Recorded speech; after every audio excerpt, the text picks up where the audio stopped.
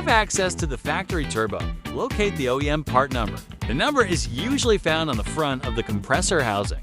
Head over to the GCG website and enter the part number in the product search.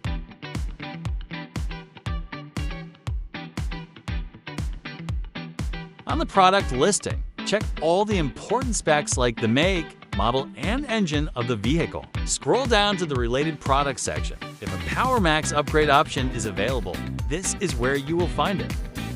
On the PowerMax page, scroll down to the direct replacement section. It should reference your OEM part number.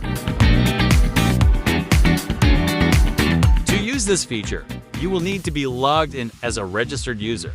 Enter your VIN or registration number. Choose your vehicle and click View Products.